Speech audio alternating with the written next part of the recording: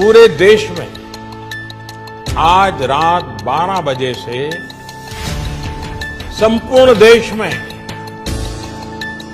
संपूर्ण लॉकडाउन होने जा रहा है।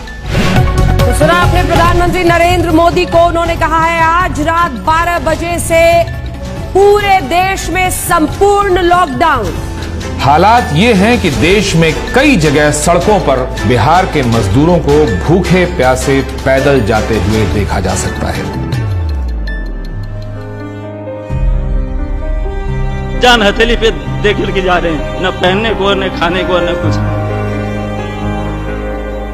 कैसे मर जाऊं, क्या रहूं, क्या खाऊं, कोई सुविधा नहीं तो क्या करूं।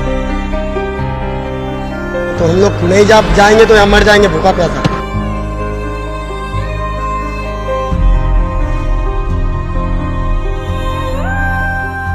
मेरा हस्बैंड खत्म हो गया, मेरा बाबू चला गया हमको छोड़ के। कोरोना से जंग में भी देखिए बिहार अस्पताल खुद बीमार है, अस्पतालों के हालात बता रहे हैं कि मरीज भर्ती हो जाएं तो वो भगवान भरोसे ही घर वापस हो पाएंगे। पटना के अस्पतालों में ऑक्सीजन की कमी है, अस्पतालों ने मरीजों को लेना बंद कर दिया है।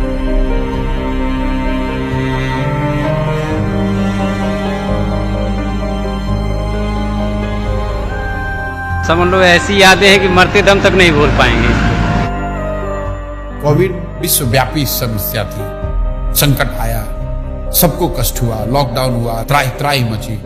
लेकिन पूरे देश में जो दुर्दशा बिहार के लोगों की हुई, लोगों ने बिहार के लोगों को घरों से निकाल दिया। लोगों को बस तक नहीं मिला, ट्रेन नहीं, गाड़ी नहीं, पैदल चल के बच्चों को लेकर अपनी पोटली, अपनी जीवन की पूरी कमाई जमा पूंजी लेकर हजार किलोमीटर महिलाएं, बच्चे पैदल चलकर आए। महीनों तक वो नजारा चलता रहा और हम जैसे लोग सारी शक्ति, ताकत, साधन होने के बावजूद कुछ नहीं कर सके। ऐसा लगा कि नहीं, अगर भगवान ने शक्ति बुद्धि दी है, कुछ ऐसा करना होगा जिससे कि समाज सुधरे। नेताओं को जिताते हराते रहने से कुछ नहीं होगा। मेरा मोह भंग हुआ। फिर साल भर अपने लिए रखा, सोचने के लिए, समझने के लिए कि क्या करना है, कैसे करना है। और तय करके जब 2 मई 2022 को मैं आया बिहार में, 2 अक्टूबर से गांधी आश्रम पश्चिम चंपारण से पदयात्रा शुरू करेंगे। हर गांव, हर शहर, हर गली, हर मोहल्ले, हर पंचायत में पहुंचने के लिए पूरे बिहार में एक बार जाने का प्रयास करेंगे।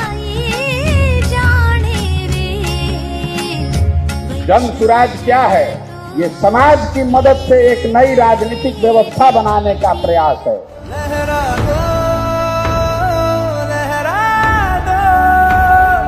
सरकशी का परचम लहरा दो, गर्दिश में फिर अपनी सरजमी का परचम लहरा दो। पूरे बिहार में 3 बरस पैदल चल के आपके गांव समाज को मत कर आपके बीच से ऐसे आदमी को चुन कर निकालेंगे जिसके पीछे अपना पूरा पैसा, शक्ति, ताकत, बुद्धि सब लगाएंगे और आपके आशीर्वाद से उसको जिता कर लाएंगे। वोट चाहे जिसको भी दो, एक बार वोट अपने बच्चों के लिए।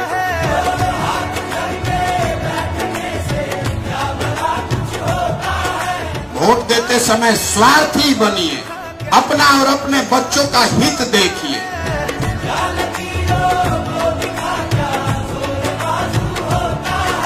जन सुराज पदयात्रा किसी और पदयात्रा से बेहद अलग है।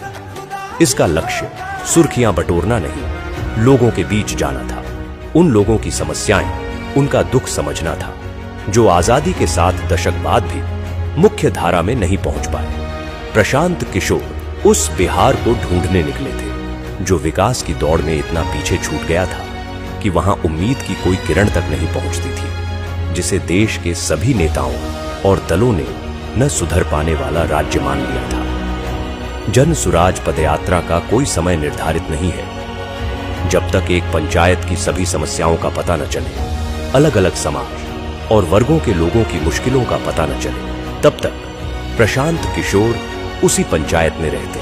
बिहार में ये पहली बार हो रहा था कि कोई व्यक्ति पायदान में खड़े आखिरी शख्स तक पहुंच रहा था, उससे बात कर रहा था।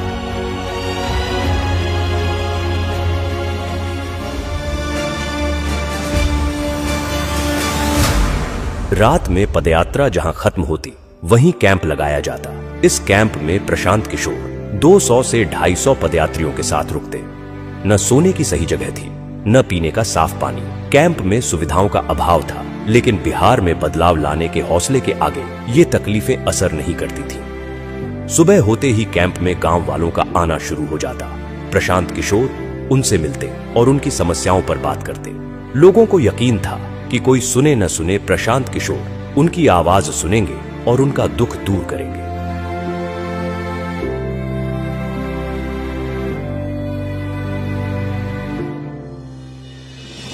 पदयात्रा हर वक्त चुनौतियों से भरी हुई थी। हर पल एक इम्तिहान था। कई सड़कें ऐसी थीं जहां सिर्फ पत्थर नजर आते थे। वहीं कुछ गांव ऐसे थे जहां सड़क पहुंची ही नहीं थी। कभी इतनी बारिश होती कि घुटने तक कीचड़ भर जाता, तो कभी इतनी तेज धूप होती कि 2 कदम चलना भी एक चुनौती बन जाता। लेकिन इन सब के बावजूद प्रशांत किशोर चलते रहे। तेज धूप, कड़ाके की ठंड या मूसलाधार बारिश, हालात कोई हो, प्रशांत किशोर का मनोबल नहीं तोड़ सका। हर दिन प्रशांत किशोर 20 से 25 किलोमीटर पैदल चलते, लोगों से मिलते, छोटे छोटे समूहों में लोगों से बात करते। जो पदयात्रा महज कुछ लोगों के साथ शुरू हुई थी, अब उसमें लोग दूर दूर से आकर जुड़ने लगे। प्रशांत की आवाज पूरे बिहार में गूंजने लगी। वो जहां जाते, लोग उनकी बात सुनने के लिए इकट्ठा हो जाते। जिस मुखिया को, विधायक को जात और धर्म के नाम पर 500 रुपया और मुर्गा भात के लालच में आप वोट देते हैं, वही आदमी जब जीत कर आता है, आपके हलक में उंगली डाल के 5,000 10,000 रुपया निकालता है और आप बात बात चिल्लाते हैं कि भैया बड़ा भ्रष्टाचार।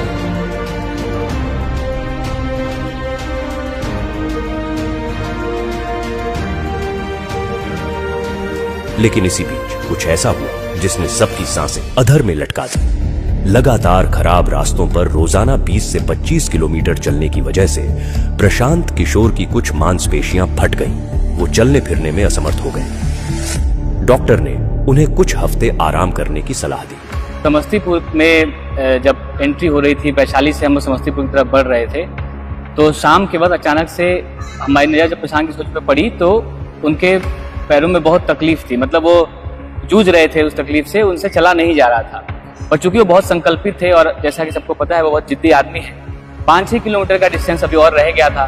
बावजूद इसके कई लोगों ने आके बताया, हम लोगों ने कहा कि भाई आपसे नहीं चला जा रहा है तो आप किसी गाड़ी पे बैठ जाइए, वहां से हम लोग चलते हैं।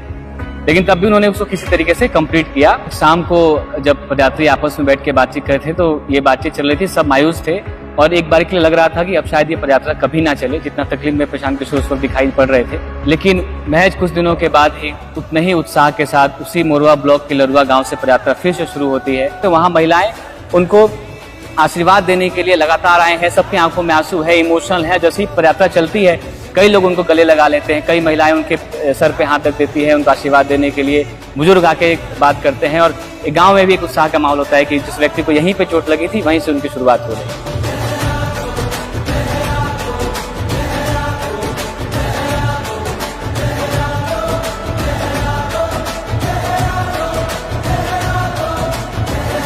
कई लोग हमको कहते हैं भैया बड़ा कठिन काम ले लिए।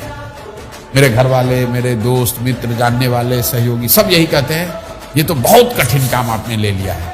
मैं कहता हूं भाई कठिन है इसलिए मुझे करना है, कोई दूसरा नहीं हिम्मत करेगा इसलिए मुझे करना है।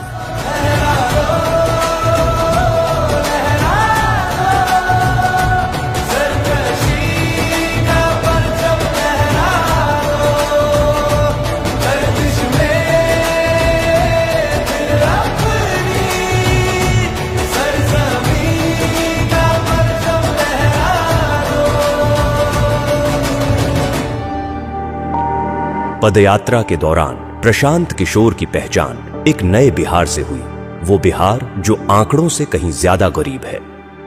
बिहार जितना आंकड़ों में गरीब दिखता है और जब आप उसको इन पर्सन फील करते हो तो दोनों में जमीन आसमान का फर्क है। क्या वो इन पर्सन और भी ज्यादा बहुत भयानक दिखता है।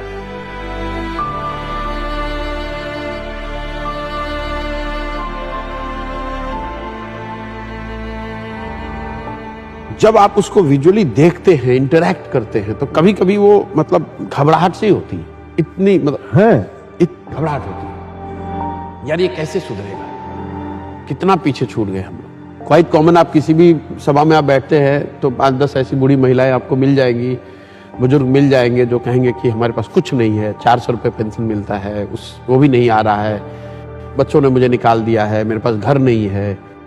वो घबराहट होती है मुझे, घंटों में सोचता हूं कि यार कैसे वो मैनेज कैसे करते हैं 400 रुपये में।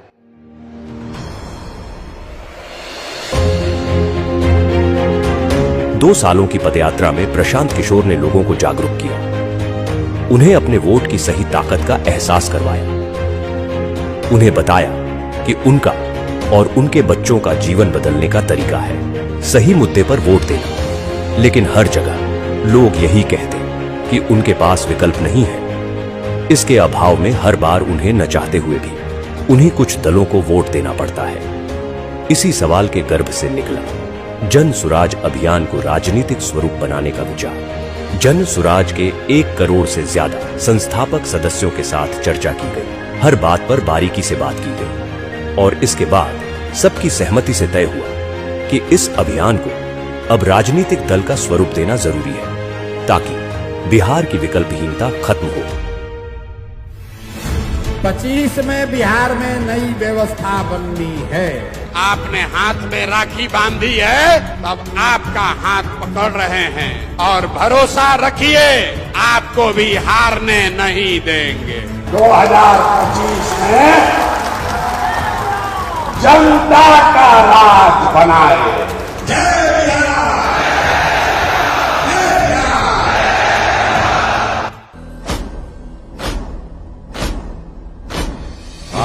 है प्रचंड बोल मस्तकों के झुंड, आज जंग की घड़ी की तुम हार दो।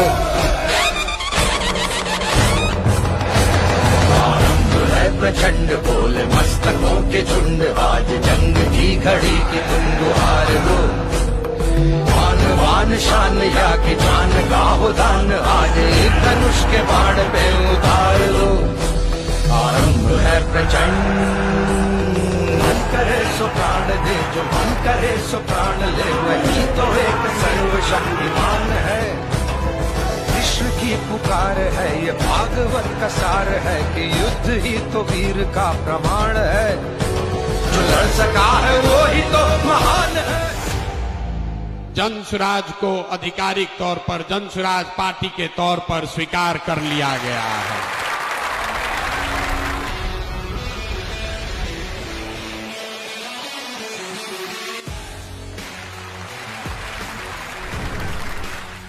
जन सुराज बिहार के युवाओं की जिद है कि जिस बिहार को इस देश के बड़े बड़े दल और नेताओं ने न सुधर पाने वाला राज्य, जातियों में बटा हुआ राज्य मानकर इसके हाल पर छोड़ दिया है, उसको सुधारने का जिम्मा यहाँ के युवाओं ने उठाया है। ये हमारी जिद है। जन सुराज बिहार के युवाओं का संकल्प है कि अगले 10 बरस में देश का सबसे गरीब और पिछड़ा राज्य बिहार, इसको देश के 10 सबसे अग्रणी राज्यों में शामिल कराकर ही दम लिया जाएगा। तो जन सुराज जिद है युवाओं का, जन सुराज हमारा संकल्प है, जन सुराज एक नई व्यवस्था है, लेकिन सबसे बढ़कर ये जन सुराज का सपना है।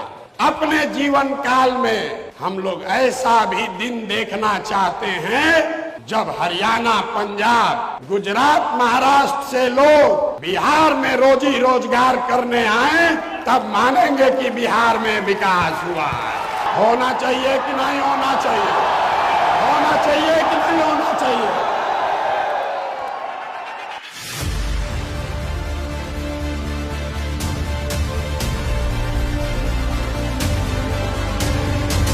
कार्यवाहक अध्यक्ष जिसको नियुक्त किया जा रहा है, जिनके नाम पर सबकी सहमति है। वो सज्जन यहाँ मधुबनी के हैं जिनका नाम है मनोज भारती। ये इसलिए नहीं है कि ये दलित समाज के हैं, ये काबिल हैं जो दलित समाज के भी हैं। ये पहला ऐसा दल होगा जहां पर उम्मीदवारों का चयन जनता के द्वारा किया जाएगा।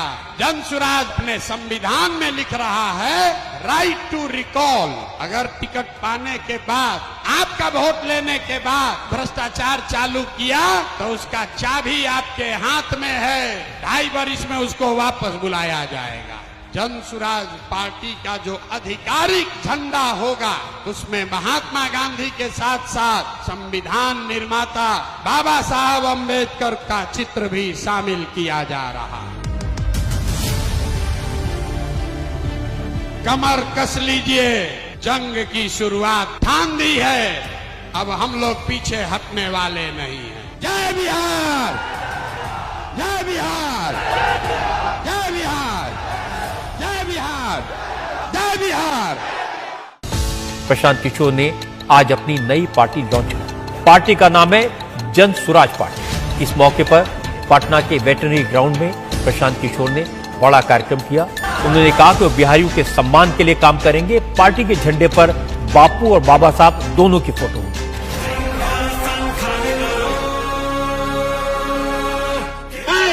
यात्रा पर निकलूंगा और आपके घर, आपके गांव आऊंगा, ये हमको रोक नहीं सकते हैं।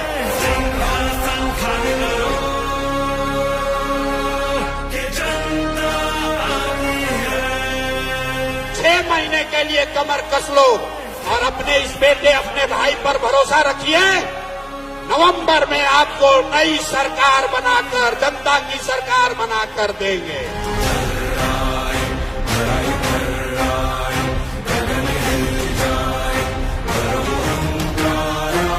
आप हमारे साथ आइए, हमारे साथ आइए और पूरे देश के राजनीति का निडिल घुमाकर अगर बिहार के ओर न कर दिए तो आपका बेटा नहीं।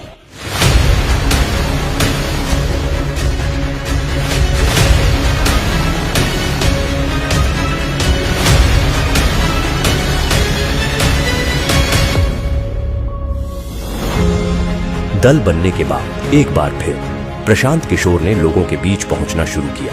इस यात्रा को नाम दिया गया बिहार बदलाव यात्रा। मकसद वही था, दशकों से विकास की दौड़ में पीछे छूट रहे बिहार के लोगों को बताना कि वो गरीबी और बदहाली से कैसे निकल सकते हैं। लोगों को ये एहसास दिलाना कि वो अपने वोट की ताकत से बिहार में कैसे बदलाव ला सकते हैं। यात्रा की शुरुआत जयप्रकाश नारायण के पैतृक गांव सिताब दियारा से हुई, लेकिन वहां पहुंचकर पता चला कि जेपी के घर का बिजली कनेक्शन कटा हुआ था क्योंकि बिजली बिल का भुगतान नहीं किया गया था। इस स्थिति से साफ हो गया कि 40 साल से जेपी के नाम पर राजनीति करने वालों की मानसिकता क्या है। प्रशांत किशोर ने इस स्थिति को जनता के सामने रखा।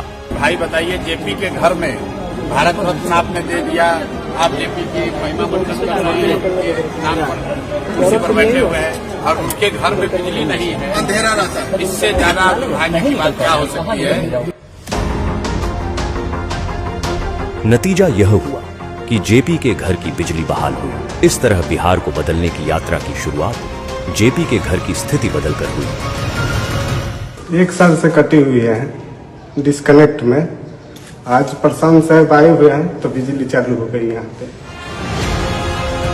बिहार बदलाव यात्रा ने इस बात को साफ कर दिया कि प्रशांत किशोर ने लोगों के मन में उम्मीद भर दी है। वो जहां जाते हजारों की भीड़ उनके स्वागत में खड़ी रहती। लोग दूर दूर से प्रशांत किशोर को सुनने आ रहे थे। वोट बिहार का तो फैक्ट्री कहाँ लगना चाहिए, बिहार में कि गुजरात में? सबको बोलना है, वोट बिहार का तो फैक्ट्री कहाँ लगना चाहिए, बिहार में कि गुजरात में? बिहार में कि गुजरात में?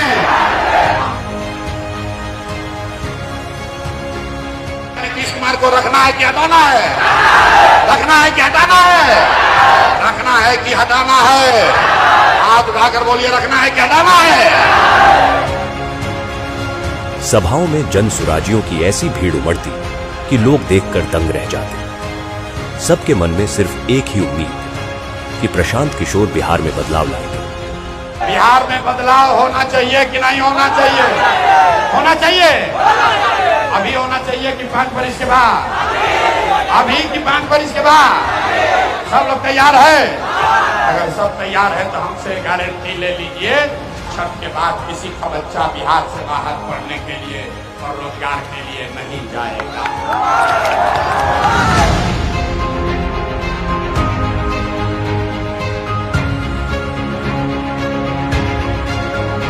प्रशांत किशोर ने बिहार में इन 3 सालों में जो करके दिखाया है, उसने बिहार की राजनीति की दशा और दिशा दोनों बदल दी है।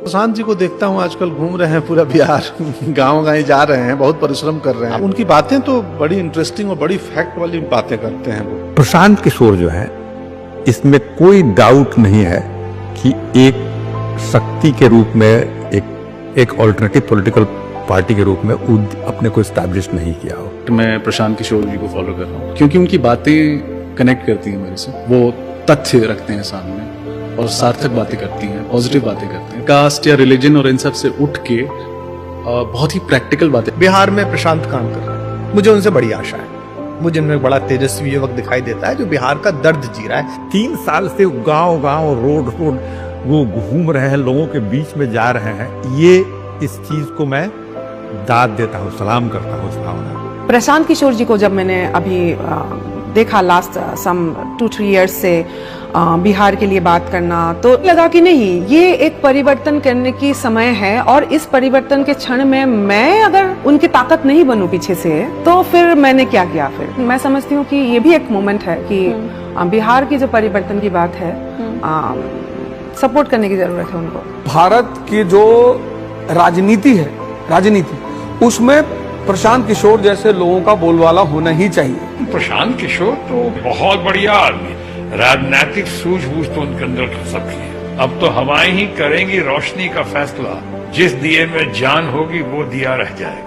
वो आदमी गांव-गांव में जाकर के अब ऐसी स्थिति क्रिएट कर दिया है कि चर्चा हो रहा है उसका। कांधों लगा रहना और जाना, हर लोगों के गांव में बिना सिक्योरिटी के चलना, उतना हिम्मत के साथ चलना। तो मैं देख रहा हूँ एज ए जर्नलिस्ट, तो उस आदमी को सैल्यूट के सिवा हम कुछ नहीं कर सकते।